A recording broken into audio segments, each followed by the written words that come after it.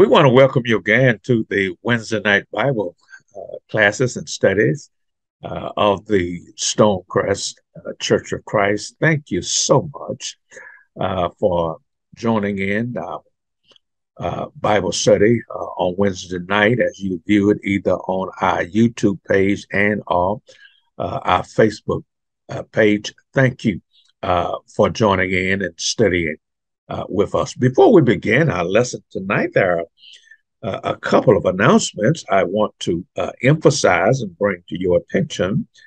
On this Friday, September the 29th, the Stonecrest Church is hosting a golf tournament in order to raise funds for the National Ladies Retreat that Stonecrest is the host next April 2023 that will convene here in our city with ladies from across the nation and the world. Will converge on the Atlanta for several days of inspiration and information. Uh, and we're the host. And so one of the ways that we're helping to fund this event and defray costs for a number of our ladies who will be in attendance uh, is this golf tournament. Uh, it will be held at the Heron Bay Golf and Country Club here in the Locust Grove area. Ricky Miller is the coordinator for that event.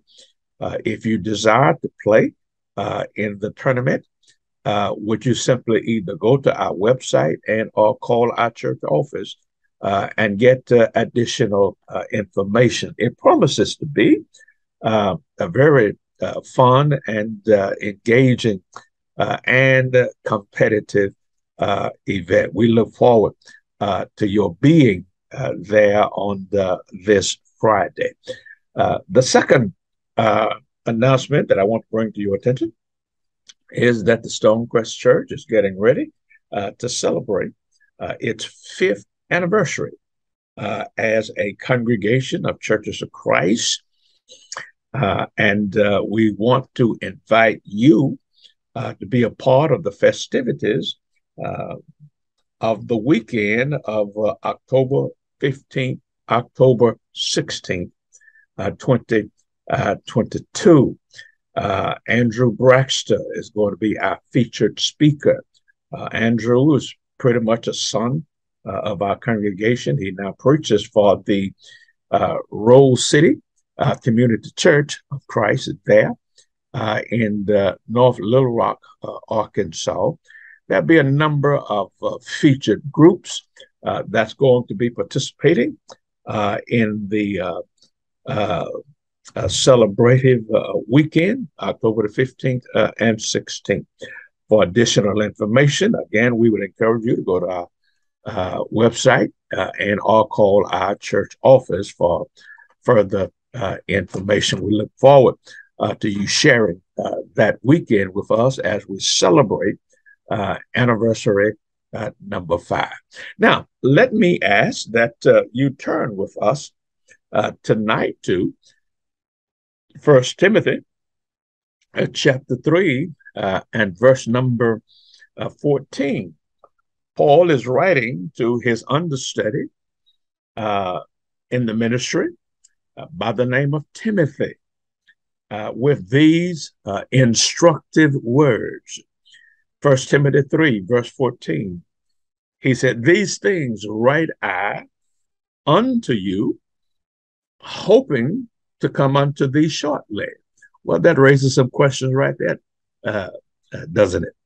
And we'll answer those questions in just a second. He says, "I'm writing these things because I'm hoping to come unto you shortly. But if I tarry long," in other words, if I can't get there, if I'm having scheduling issues and problems, if I'm having challenges with travel arrangements, he says, I want you to know some things, Timothy. And the thing that I want you to know that you ought to tell the church is how thou oughtest to behave thyself in the house of God, which is the church of the living God. And then he describes it 2 ways: the pillar and the ground of the truth.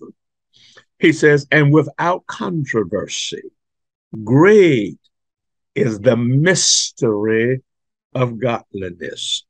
God was manifest in the flesh, justified in the spirit, seen of angels, believed on in the world, and received up into glory." And then watch this. He says, "Now the Spirit speaketh expressly that in the latter days some shall depart from the faith, giving heed to seducing spirits and doctrines of devils, speaking lies in hypocrisy, having their conscience cauterized or seared with a hot iron. Let's just stop the reading there because there is so much to unpack in these few verses. Let's go back to where we began our reading at verse number 14. I want you to write two words in the chat. I want you to write the words behave, and then I want you to write the word believe. Somebody write them in the chat. Write behave, and then believe. Now, with those two words in mind, and they're words that actually come out of the text itself. Let's see what Paul is doing here as he's writing to his young son in the ministry, Timothy. He says to him, "These things write I unto thee, hoping to come unto thee shortly."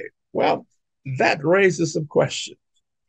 Question number one, if he's going, that is Paul, if Paul is going hopefully to come to Timothy, where's he coming from? Where is Paul and where is Timothy? Well, the book answers that question for us. If you just simply flip one page back to chapter 1 and verse number 3, we get the answer to that question as to where Paul is and where Timothy is. At 1 Timothy 1 and verse number 3, Paul writes and says, "As I besought thee to abide still at Ephesus." Now, I know where Timothy is. He has been left in charge of the congregation at Ephesus. Paul says, listen, I encourage you, I besought you to abide still at Ephesus. So he left him at Ephesus. Okay, so if Timothy is at Ephesus, where did Paul go when he left Timothy at Ephesus? Well, he tells us. He says, when I went into Macedonia. Okay, now we've got some location. We got us some geography and some topography here. Timothy has been left in charge of the church at Ephesus, while Paul has gone to another region called Macedonia. Well, why didn't Paul take it? Well, why didn't Timothy go with Paul? Because Paul gave him specific instructions as to why he was being left there. It's right in the text. That's why I love the word of God said. So you don't have to go gallivanting all over town. It's right there in front of you. Okay, Paul has gone to the region of Macedonia. He has left Timothy at Ephesus. For what reason? He says in the verse that you might charge some, watch this, some, that you might charge some that they teach no other doctrine. Oh, it's kind of clear now. Paul has gone over into a region called Macedonia. he has left Timothy in the city of Ephesus with specific instruction that if anybody arises in the church at Ephesus and they begin to teach some of the doctrine, and watch this, and behave in a way not consistent with the teaching of the doctrine, Timothy's responsibility is he has been charged to kind of discipline them. Paul says, I'm going over here. I want you to stay here. And if anybody arises in the Ephesian congregations who's teaching a contrary doctrine, they were to be identified, marked, charged, disciplined. All right? Are we clear? Paul's Macedonia. Timothy is in Ephesus. He has gotten his marching orders from the apostle to oversee, to guard, to protect the doctrine. Now, Paul is going to use another synonym for doctrine at 1 Timothy chapter 4 and verse number 1. I've already read it to you, but we'll emphasize it more when we get back to it. Now, remember the term doctrine. He's going to use a synonym for doctrine a little later in the book, and we'll pick that up at that time. So now, all right, at 1 Timothy 3, I'm writing you these things just in case I can't get back over there. I'm hoping to come to you shortly, but if for some reason, whether it's travel, whether it's providence, whether it's medical, whether it's trouble, whatever the reason is, I'm trying to get to you shortly. But just in case I can't get there, this is what I want you to instruct the church. And for you, Timothy, to be on your guard against. Look what he says. But if I tarry long, that thou mayest know how thou oughtest to behave thyself in the house of God, which is the church of the living God, the pillar and the ground of the truth. Now, he says to Timothy, I want you. Earlier in the epistle, he's told him that he needs to be an example for the believers. Timothy, I want you, and not just you. I want you to tell the church how she is, watch this, to influence the culture, to influence the world, and not how have the world influence you. Too much a bad behavior, a bad lifestyle takes place in the church because we are mimicking the world and the culture rather than the world and the culture looking up to the church as an example of what correct behavior ought to be about. He's talking about how the church is to behave. You see, too oftentimes in the church, we have emphasized belief, which is absolutely necessary. But what is equally important and necessary is not just what we believe, is how we behave. That's why I asked you to write 2 words down. Behavior and belief. He wants to start out talking about how the church is to conduct itself, how the church is to behave itself, how the church is to set an example for the world and for the culture rather than the reverse. We are imitating the world. Our lifestyle, our behavior is as bad sometimes as it is in the world and in the culture. That's backward Christian soldier. We need to be showing the world what a Christian family looks like. The world ought to be able to look at those of us in the church and understand how you stay married to the same woman, to the same man for 25 years, for 50 years. And I'm coming up on our 50th wedding anniversary.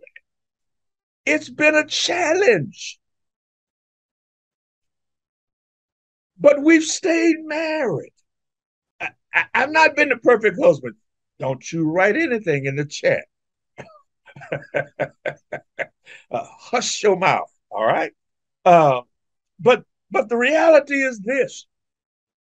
When the divorce rate in the church is similar to the divorce rate in the world, and sometimes more so,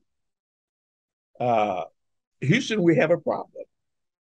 And what Paul is trying to get Timothy to do is to, number one, himself, number two, teach church how the church is to behave itself in the house of God. And then look what he calls the house of God. He calls the house of God two things. Number one, he calls it the church of the living God. I'm sorry, he calls it three things. Number one, he calls it the church of the living God. And then he calls it the pillar and the ground of the truth. Okay, let me unpack that for you. First of all, Paul says to Timothy that behave yourself in the house of God. And then he refers to the house of God as the church of the living God. Don't run by that. I mean, don't put on skates and skate by that. That's critically important. He refers to the house of God as the church of the living God. Now, he's not trying to name the church. You didn't have to name the church because there wasn't but one church in town at the time he's writing. We assume that this religious monstrosity called denominationalism and sectarianism has always existed. Not so.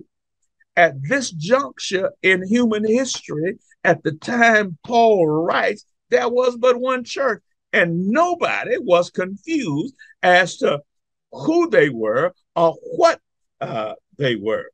But that's another sermon for another time. And I only say it because it's important to your understanding, our understanding of what Paul is trying to get across. He said, you're the church of the living God. Number one, you're the church. In other words, you're the call out. You've been called out of the world. That's what church means. That's what ecclesia meant.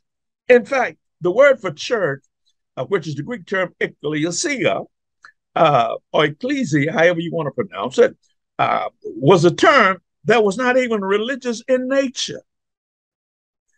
And ecclesia was something that people did in Roman and Greek societies when a herald would go through the streets and he would blow his trumpet and he would get the people's attention, and then he would make an announcement of a meeting that was going to convene on a certain day at a certain time at a certain place.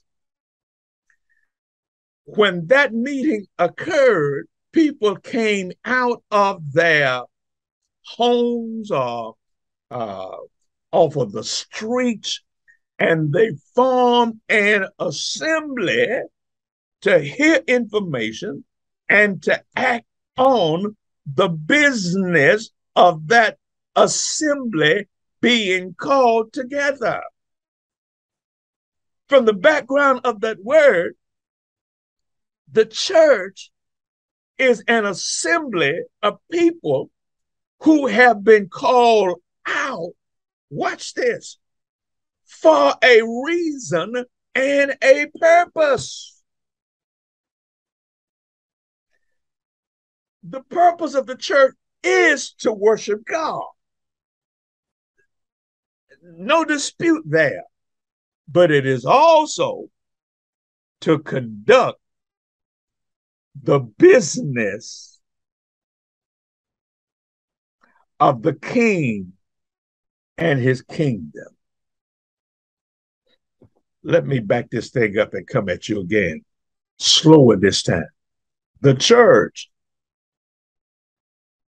is an assembly of people who have been called out of their homes, called out of their jobs, called out of their educational pursuits, called out of their career pursuits into an assembly.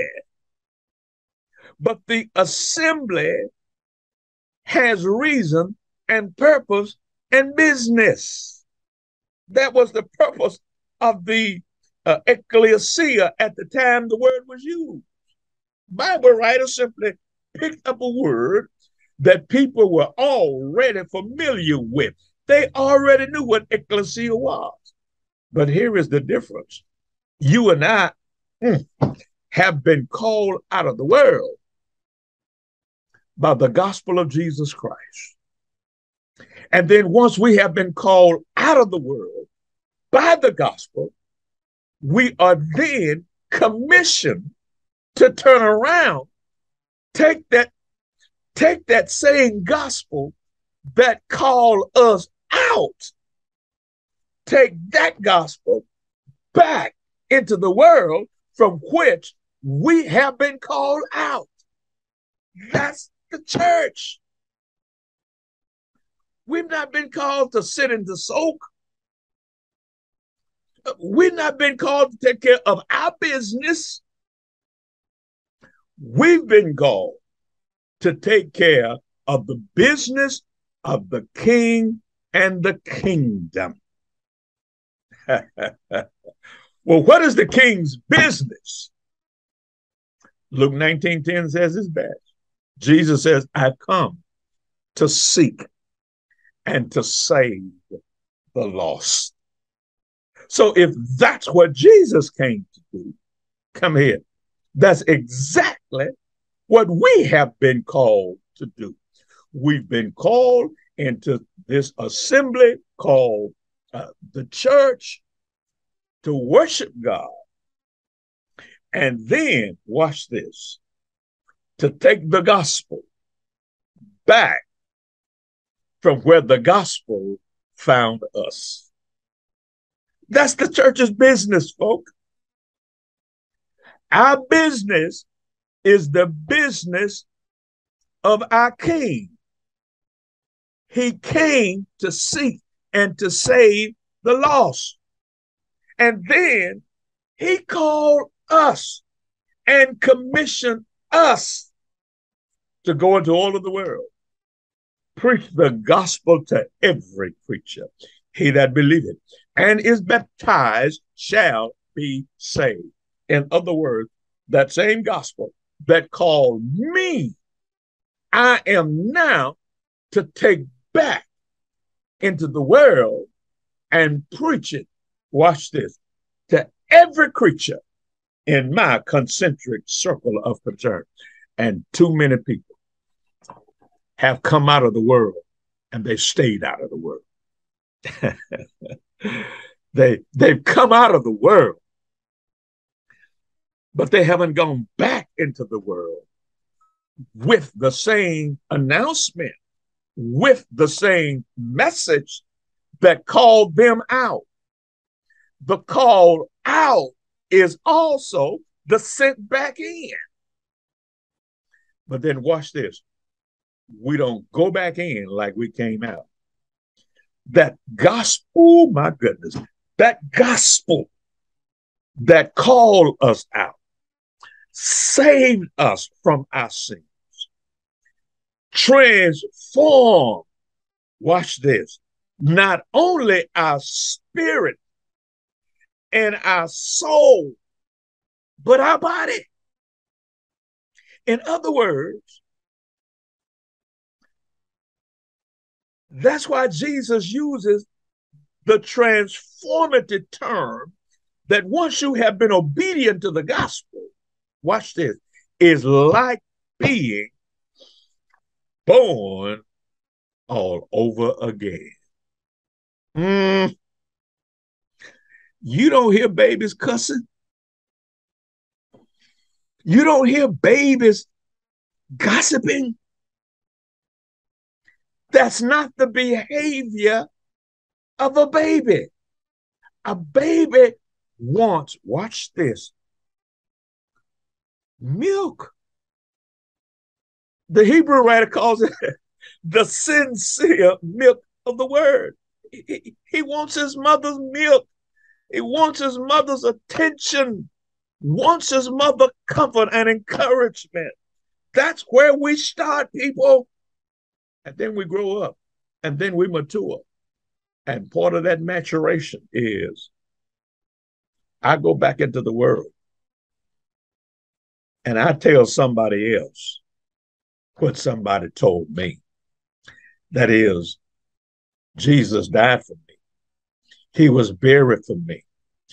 He was raised from the dead for me. And when I obeyed him, he placed me, he added me to his body, the church. And now I worship him in spirit and in truth. And then I do what Jesus told his disciples to do. Go into all of the world, preach the gospel to every creature, baptizing them in the name of the Father and of the Son and the Holy Spirit, teaching them to observe all things whatsoever I have commanded you. So Paul says to Timothy that if I can't get back there, I want you to teach them how they are to behave themselves in the house of God, which is the church, the call out. And notice what he says. He says, it is the church of the living God. Oh, don't you run by that. Oh, my goodness. Oh, I feel the shout coming. He calls the house the church. But he calls it more than the church. He calls it the church. This assembly, this call out of the living God. And then look what he said about that. He said two things about that. He said the church is both the pillar and the ground of the truth. Okay, let me stop here for station identification. Because all Paul is doing now, and he's writing to people who are familiar with his language, familiar, watch this, with the background of his language, familiar with the culture and the custom of his language. This is why. Remember, I told you that Timothy is in Ephesus, located in the city of Ephesus is one of the seven wonders of the ancient world. And that was the gorgeous, breathtaking, magnificent temple dedicated to the goddess Diana. Before this program is over, you're going to see the front part of our building here, located in McDonough, Stonecrest Church of Christ. And you're going to see in front of our building 4 tall white pillars. At Ephesus, that temple was so magnificent that it had more than 213 pillars. The purpose of a pillar is to hold something up. On each one of those pillars in the ancient architectural structure of that mammoth, magnificent, amazing temple was a god, a deity, a goddess, all same thing. All right. It is against that background that Paul says to people already familiar with what I just told you, because it was right down the street. They knew, they've seen. It was what that city was all about. It's like going to Washington, D.C., looking at the Capitol building, looking at the White House, looking at the different monuments and the different places where American government operates. The White House is the center of all of that. That's where our president lives.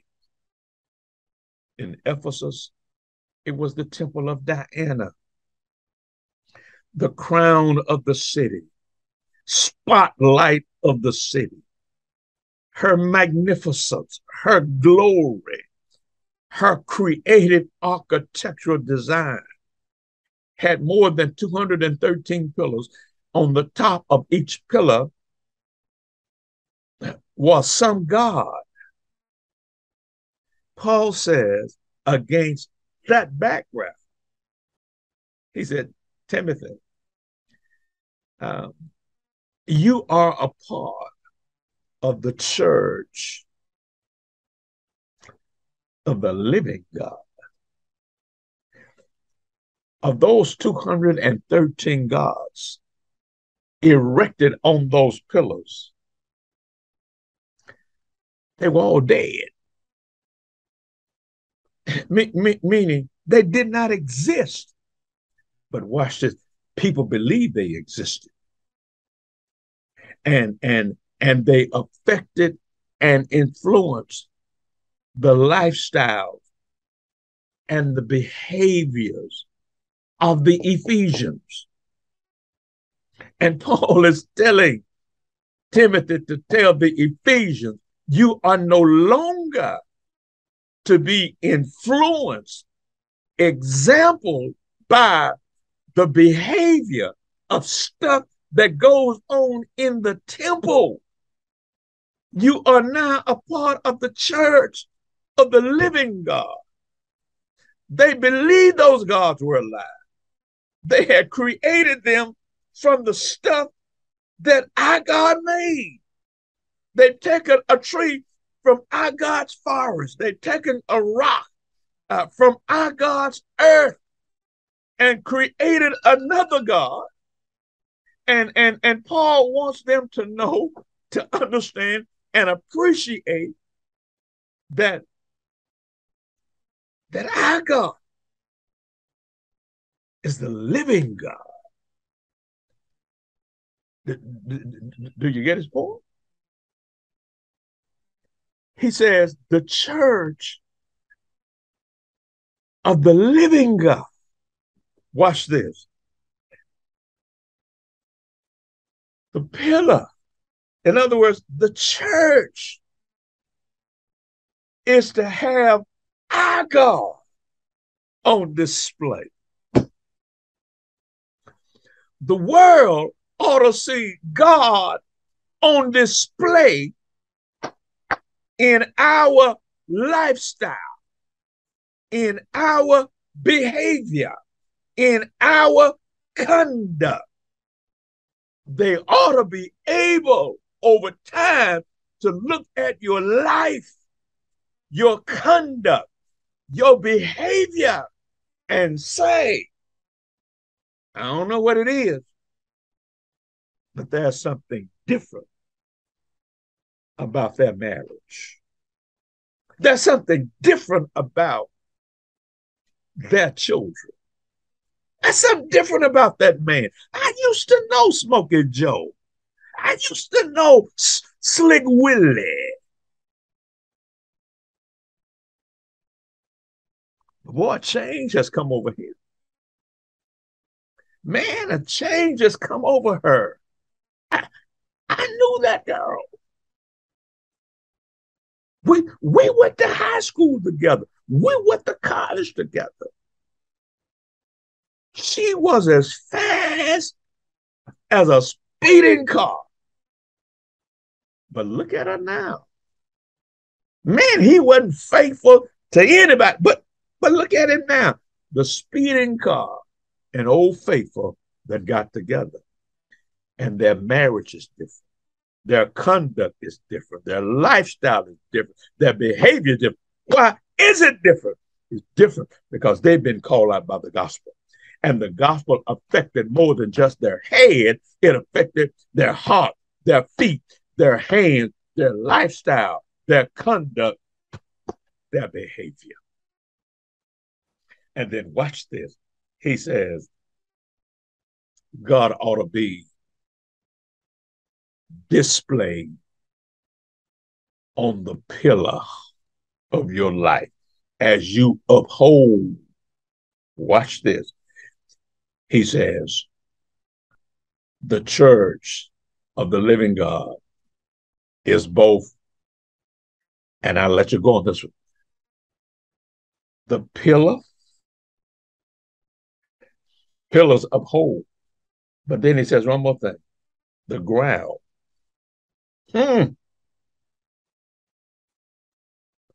Ground supports it. Ground supports the pillar. Ground is the foundation. See what he's doing? If I can't get there, I want you to know this so you can tell the church that they ought to behave themselves in the house of God, which is the church, the call out, the sent back in. And when they go back into the world, when we go back into the world, Christ is displayed. We are upholding Christ. Christ is seen. Watch this. As we stand and root and ground ourselves in the truth. Ooh, you just wait till next week when I put all this together for you. Because remember, I asked you to write 2 words down. First word I asked you to write down is behavior. We've talked about that tonight. But then the next word that we're going to get into is, watch this, belief. And notice what he's going to do. He says, the church of the living God, pillar and ground of the truth. And then he's going to come back in chapter 4 and verse number 1 to tell us about that truth. And he's going to talk about a departure from that truth, from that faith, to the point where Christ is no longer being pillared, exalted, held up for all to see in our lives, because some are departing the truth. Tell you what, join us again next Wednesday night. Old folk will say, if the Lord's willing and the creek don't rise, and we'll put it all together for you. Until then, may the Lord of the harvest bless you, and may he bless you real good.